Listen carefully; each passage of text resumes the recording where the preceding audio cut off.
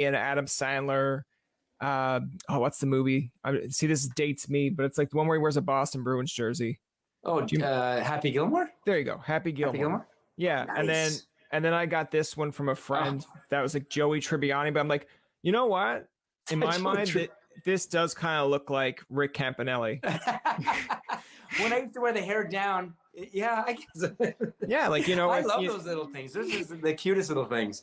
Like, if Much Music obviously has kind of revived itself on TikTok, but I mean, if they ever want to go like, hey, I know we're getting that young audience, but the older audience is not happy with us. How do we get those back? It's like, how about you come out with some Funko Pops of the last people? And then that would be the first one they come out with is Rick Campanelli. And I'd be like, absolutely.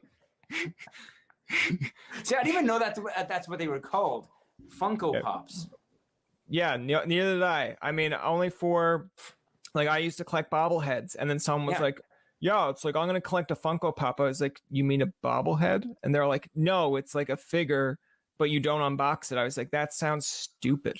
And then when someone gave me a Conan one, I was like, this is actually not that bad. They're like pretty cheap and you just have it on a desk. Like someone at my workplace has like 20 and they just, you know, they can just stack them. And then you come over and you're like, conversation starter. There's like thousands of those things around. Yeah. Have you ever had to sit down with like a celebrity like Britney, Christina, or whatever and say, hey, can we do that a little bit over because we didn't get that, or I noticed something in the background? Oh my goodness. Brian, when we did things at Much Music, 95% of it was live. You can't do anything over. Okay, yeah. So most of the time you're just meeting the person for the first time when you introduce them into the environment.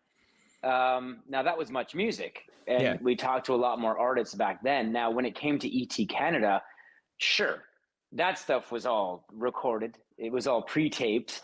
So yes, producers would say, can we try that question again? Or can you give me that answer again? There was more of that going on.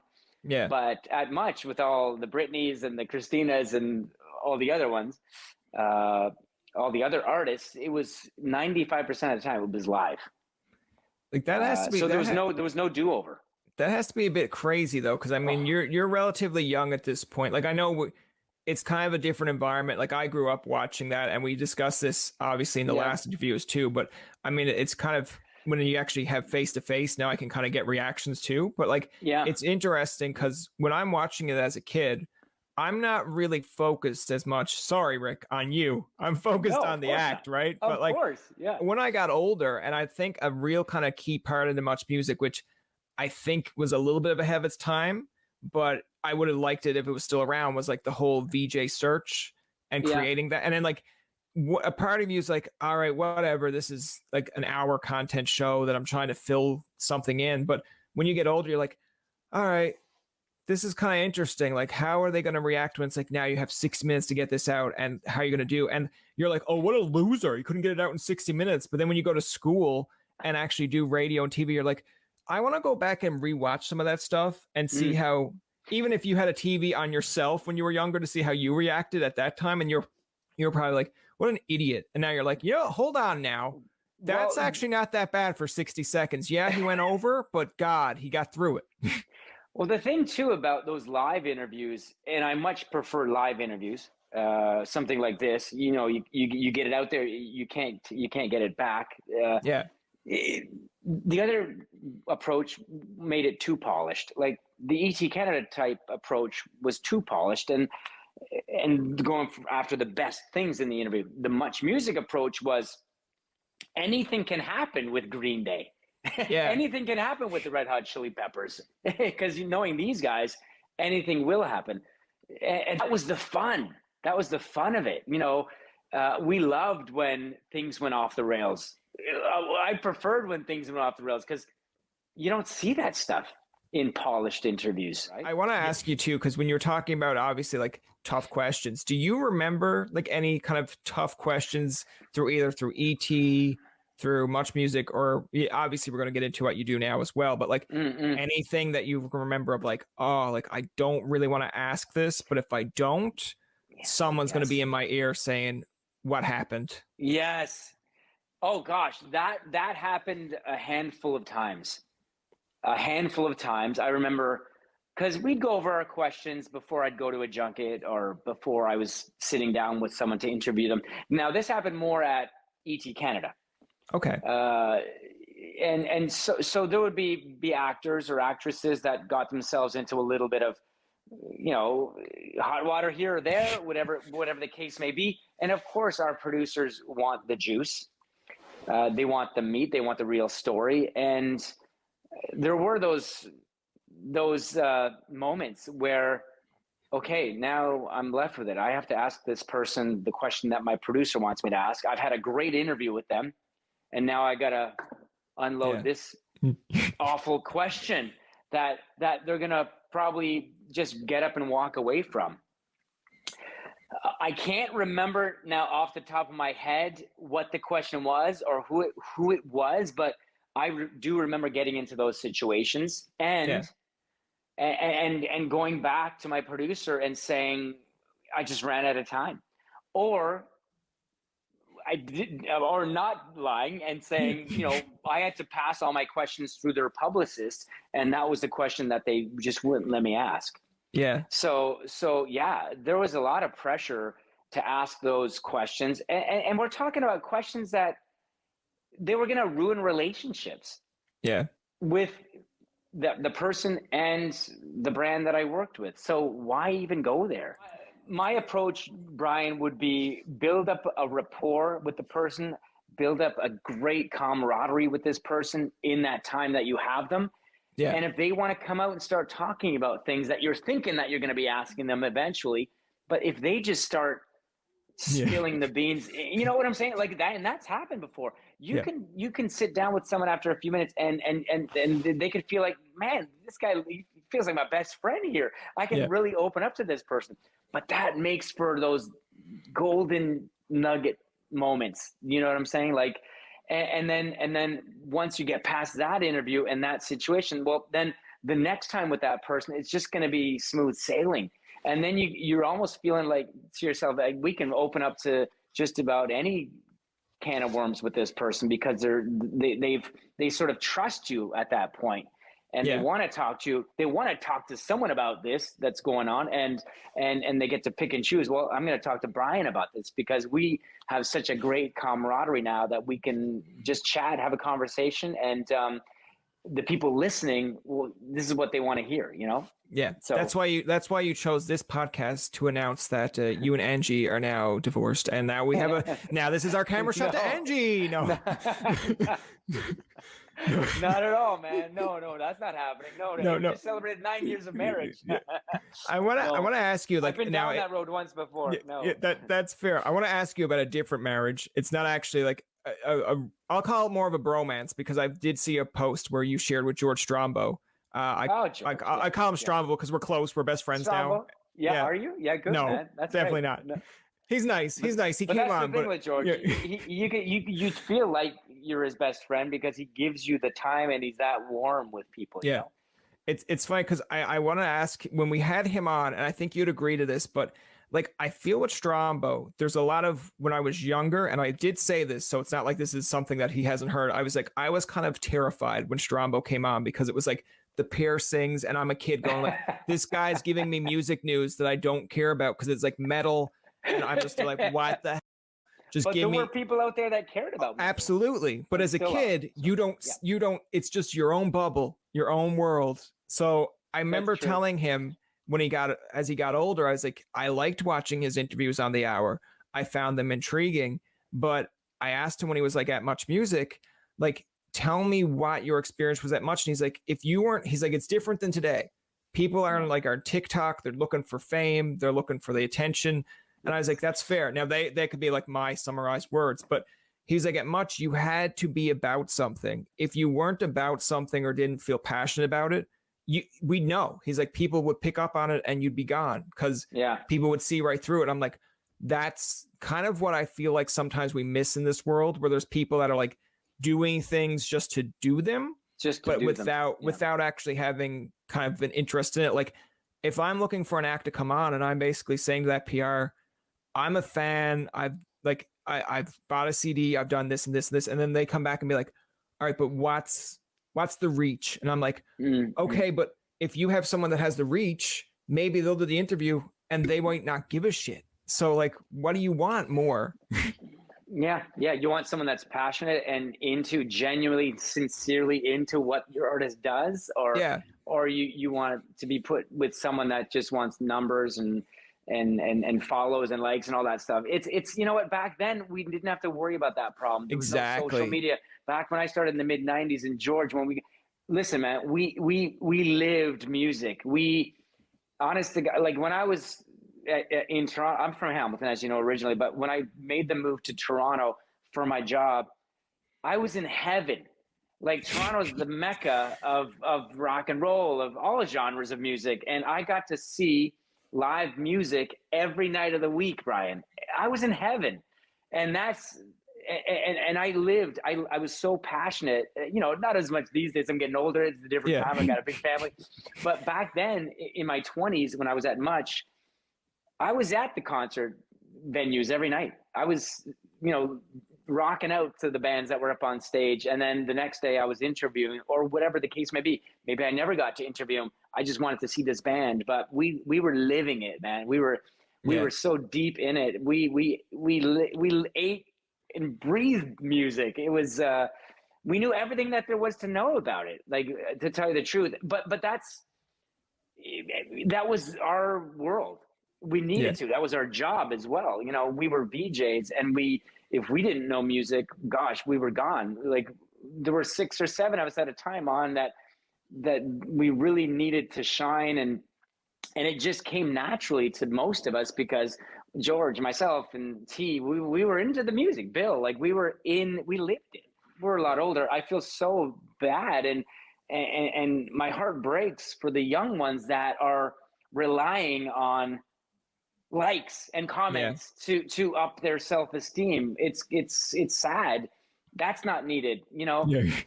We need to build these people up, but they don't need to rely on likes and comments and all this. It's just, to me, man, and to you, and you've said it, it's just so sad. Tell me a little bit about more like your latest gig now, because you're back in radio. You've done radio before, but like, tell me like how excited or how thrilled you are for it now, and like the different perspective of when you first got into it compared to now. No, it's the most amazing gig, and I'm so excited. Honest to gosh, I'm excited to wake up at 3:30 every morning. Call me crazy, but it's a gig that it's the right fit finally for me. It's not a big corporation. It's a small, independent, family-run radio station, Z1035, and the people are genuine. There's no politics. There's no backstabbing or talking behind this person's back. That's no fun at all. No, I'm only it's kidding. all family, and I very, working with big corporations, it was totally different. It's a different beast. So I'm loving it, man. I started back in mid-November, and I love it. I'm paired with a radio veteran, Sandra Crawford, who's been doing it now for many, many years in all different markets all across Canada. So she is the radio pro. I'm just this TV guy stepping in, although, like you said, I have done some radio in the past on the Edge in Toronto. I did some radio with Chin, which is an Italian multicultural radio station in Toronto, and that gig was all volunteer. I just wanted to give a bit back to the Italian community. And then when I was at Much, we obviously did the Much Music Countdown on Chum FM, which is a big station in Toronto as well. So yeah, I dabbled into it, but I never found a perfect fit. Like, I'm talking perfect fit where this is my only gig. I think I remember seeing when you got this gig, I think one of the first interviews that I was kind of intrigued with, and I know I'm in Newfoundland, but the power of like radio and media, you can kind of listen to all stations anywhere. Yeah, sure. I think you like landed, I think it was like, I could be wrong, but it was like Nick Carter, I think you had on as a guest at one point. I reached out to Nick. Well, these are the relationships you make over the years when you talk to bands and artists so many times. You become friends with them. Acquaintances, I guess. You exchange numbers here and there, and thank God that happened, because good people remember good people. You know what I'm saying? Yeah. So when I reached out to Nick, when I found out he was doing great things for this pediatric cancer hospital in Las Vegas, well, I thought to myself, and I asked my co-host, like, let's reach out to Nick, and maybe he'll want to, spread the word and talk about this event that he's doing. And just like that, Bryan, I received a text back from Nick saying, yeah, I'm into this. Let's talk about it. When can we do this? So it was wonderful. Nick came on. I wish we could have had him a lot longer. Yeah. He was so pro. And, I've seen Nick grow throughout the years. Like, I think the first time interviewing Nick in the mid-90s, he was 16, 17. Yeah. He was the youngest member of the Backstreet Boys, but now he's got a family. He's got kids. He's helping raise money for pediatric hospitals. Like, this is Nick Carter from the Backstreet Boys, who's saying and continues to sing "Quit Playing Games with My Heart." But no, he's evolved into an amazing person. He always was, but now he's giving back as much as he can. But yeah, he's like a Pokemon, right? Like when you first catch it, and then it's like you evolve. No. But that's the beauty of keeping in touch with people. Like, I'm on a radio station. We play, boy bands. We play Backstreet Boys. If we can get Nick on with us to talk about what he's doing lately, let's do it. And it worked. Yeah. I just think it's interesting because I brought that point up just because I remember the first time trying to get you on, and I know we've had you on in episode 48, and now it's been, I think it's like 100 odd episodes later. Yeah, you've done so many amazing interviews since, and you really have.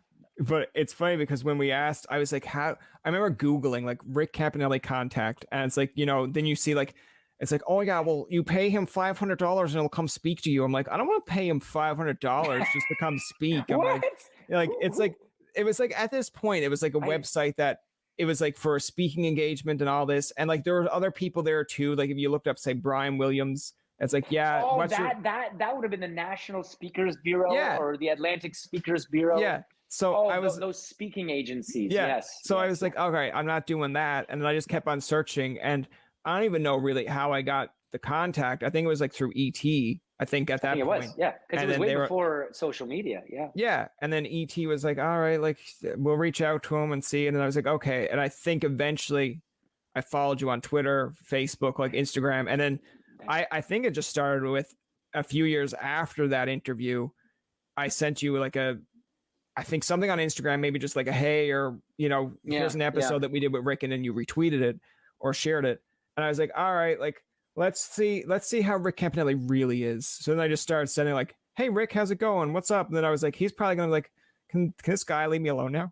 And then I was like, oh, it's like, oh, he's okay. He's friendly. Like, I feel like we're buddies, but at the same point, it takes sometimes for me. Now, other people would be like, how dare you talk to Rick Campanelli after your interview? What are you doing? But I'm like, for me, it's almost like that's how you'll find out what exactly relationship you have with someone. Like, I know with some acts that we've had on, they're like cordial. You see them in person, you'll talk to them, but you also know like, all right, this isn't a person I'm going to send a message at like 2 a.m. and be like, hey, loved your concert last night. They'll be like, can you only message me when we're both needing something? I'm like, that's fair.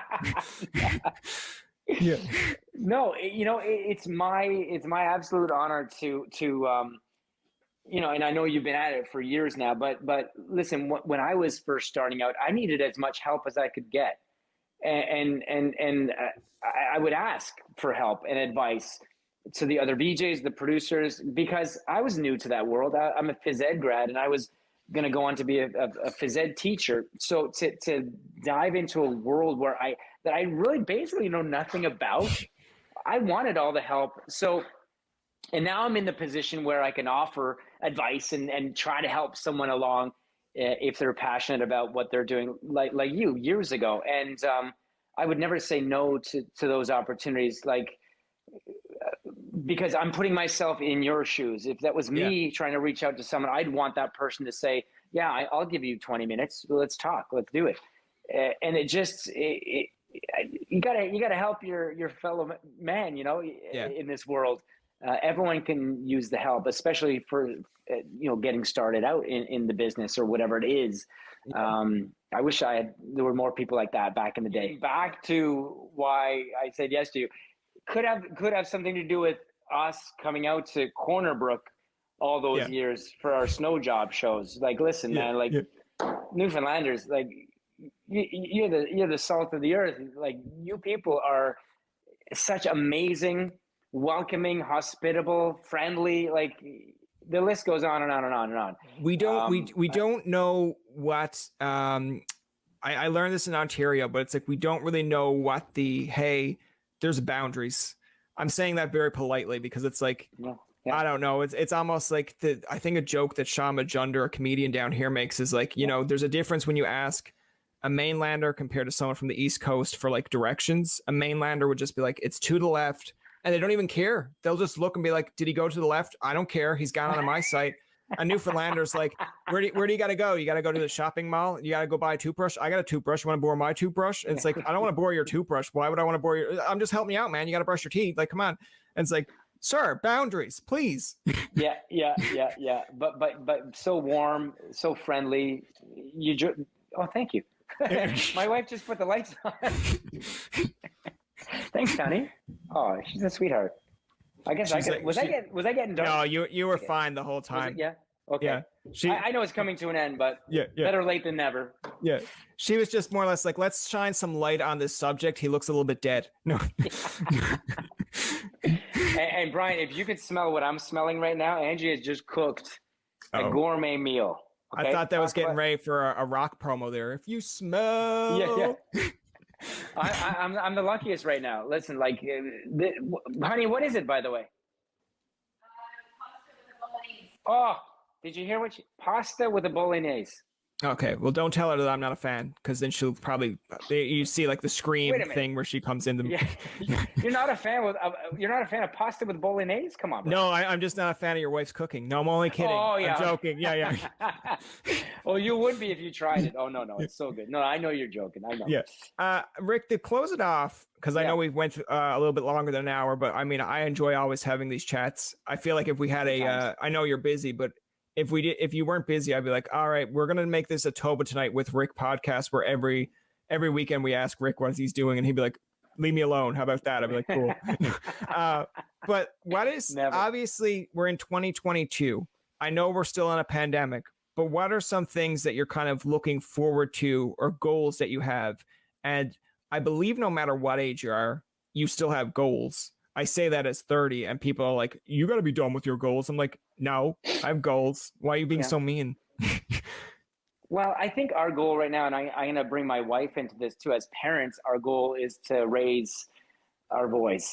You know, our two young guys right here, Jack and Harrison, are going to be 6 and 8 very soon. And we are here as parents to teach them right from wrong. We're here to teach them values and morals, and to be good people, and to be good people to other people. And we want to instill that in them at a young age right now, because they're going to take that through life with them. And you know, I'm being honest with you, that is one of my major goals right now. At the age of 52, I just want to pass on what I know in this world and pass it on to my boys, and even my 17-year-old son, Noah, as well. Like, I want them to be the most amazing people that they can be. So that's a huge goal for my wife and I, raising our boys and raising them the right way and doing it the way we want. Now, in terms of career goals, like I said, I've done just about everything. I'm in my early 50s. I've really landed in a beautiful situation where I'm doing this morning show on a Toronto radio station right now, and I absolutely love it. And I'm not going to go back, and I'm not going to say I have regrets, because I did want to do a talk show at one point, but listen, it didn't happen. It wasn't in the cards for me. But I feel like these days when I bring guests onto my radio show, in a way, it's a small consolation, because it's still happening. Yeah. I'm still getting to interview people, and I've always loved interviewing people since day one. So those are it. It's simple. But number one would be, raising our boys the right way. And getting them ready for that next chapter in their lives when they become older, when they become teenagers, when they become students at university, and then that leads to, you know, settling down with someone and starting their own families. It's our number one goal, to raise our boys the best way we can. Yeah, no, I agree. The last thing I want to mention though is, like, you know, obviously get to work on these. Get to work. Come on. I want to see a Rick Campanelli Funko Pop. All right. And then I want it mailed to me. Little Lego figurine that resembles me. I remember a movie company sent it when we did Lego Batman with Will Arnett. Okay. The movie company sent me a little Rick Campanelli TV host sitting on a couch with a desk, and I don't have those, but maybe one day. Okay, Brian, maybe one day. But I do have a little Lego figurine. I don't know. Maybe I'll show you that next time we're on together. That's fair. I mean, I would like that, and then just, like, you know, place it in my. I think me and my nephew and niece have been working on, like, the Friends Lego set. Like, we'll finish it eventually. We'll finish it eventually. But yeah, we'll be like, someone will come by and be like, "There's Joey, there's Rachel, there's Phoebe. Why is there another guy on the couch with a mic?" I'll be like, "That is Rick Campanelli. He never was in the show, but we included him in this set. But we're still friends." That's going to do it for this episode of Tobin Tonight. Our thanks to Rick Campanelli for coming on to the show. Remember, you can find past, present, and future episodes on TobinTonight.com, Spotify, and iTunes. Follow us on Twitter, like us on Facebook, and leave a comment or two.